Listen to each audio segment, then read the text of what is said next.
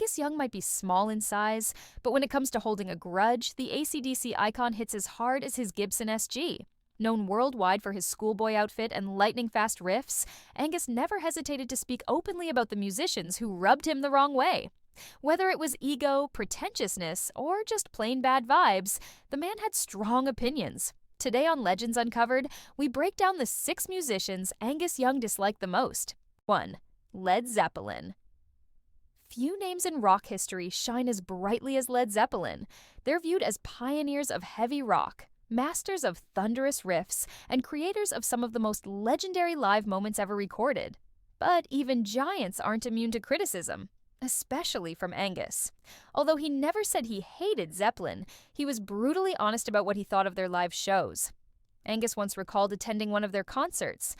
"I've seen that band live. They were on for 3 hours, and for 2 hours, they bored the audience." Even without finishing the sentence, the message was loud and clear. To Angus, rock shows should grab the audience from the first note and keep them hooked until the final chord.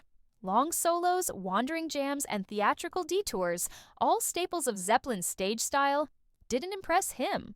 He valued raw energy, tight pacing, and a direct connection with the crowd. Zeppelin, in his eyes, fell into the trap of overindulgence. Brilliant musicians? Absolutely. But performers who could sometimes lose the audience? Also yes. This opinion says a lot about Angus's own philosophy. Keep it loud, keep it fast, keep it real. 2. Kiss. In the 1970s and 1980s, AC/DC and Kiss were dominating the global rock scene, but the two bands couldn't have been more different. Kiss relied on an explosive stage show, makeup, fire-breathing, blood-spitting, platform boots, and pyrotechnics. AC/DC relied on rock and roll. Angus never hid his feelings. He felt bands that depended heavily on visual gimmicks were compensating for weaker musicianship. To him, rock didn't need costumes. It didn't need fireballs. It just needed power, rhythm, and attitude. Gene Simmons even revealed years later that AC/DC refused to tour with Kiss because the theatrical style clashed so drastically with AC/DC's no-nonsense approach. Kiss were cultural icons, but Angus simply didn't see them as musical equals. 3. Deep Purple. Angus's criticism of Deep Purple was even harsher. He remembered attending one of their early concerts, and the disappointment stayed with him. "I saw Deep Purple live once, and I paid money for it. I thought, geez, this is ridiculous." To him, their performance felt overdone, a showcase of musical technicality that lacked heart and grit. Angus could see past the flashy presentation, and he didn't like what he saw. And then came his most brutal comment: "They're a poor man's Led Zeppelin." That wasn't just a jab, it was a condemnation of their originality. He believed Deep Purple borrowed their sound without delivering the same impact. Angus wasn't interested in polished showmanship or progressive layers. He valued authenticity, energy, and raw emotion, and he didn't feel Deep Purple delivered that consistently. 4. Bon Jovi and glam metal. The 1980s were ruled by glam metal. Big hair, big voices, and even bigger production budgets. Bands like Bon Jovi, Mötley Crüe, Poison, and Def Leppard dominated MTV and radio charts. But Angus Young, he hated the whole movement. To Angus, glam metal wasn't real rock. It was rock's watered-down, commercialized cousin.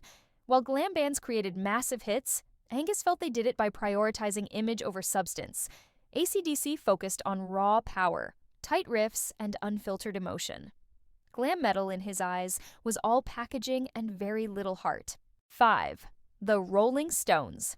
By 1977, the Rolling Stones were already rock royalty, but Angus Young was unimpressed with the direction they had taken. In an interview that year, he said, "The Rolling Stones get up and play soul music these days. This is supposed to be rock and roll." He didn't hate soul. What bothered him was the Stones, a band built on gritty blues-based rock, drifting into a smoother, more polished sound. He added another blunt remark: "Leave that to the people who do it best, the black musicians." He meant it respectfully. Soul music had deep roots, and he felt the Stones were stepping into a style they couldn't deliver authentically. To Angus, every band should play to their strengths. Experimenting was fine, but not at the cost of losing your identity. 6. The Ramones. The punk explosion of the mid-1970s shook the entire rock world. The Ramones were at the forefront of that movement. fast, loud, and unapologetically simple. But Angus wasn't impressed. He thought punk lacked musicianship and relied too heavily on attitude instead of skill.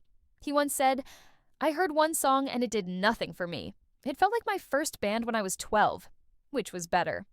To him, punk wasn't groundbreaking. It was just basic rock stripped of technique, precision, and depth. While the Ramones were praised for their raw energy, Angus believed true rock required more than speed and rebellion. It required real craft. So, what do you think of the musicians Angus Young criticized? Do you agree with his opinions, or do you think he was too harsh? Tell us in the comments. If you enjoyed this breakdown, make sure to like, share, and subscribe to Legends Uncovered for more stories from the world of classic rock. Thanks for watching, and we'll see you in the next video. Goodbye.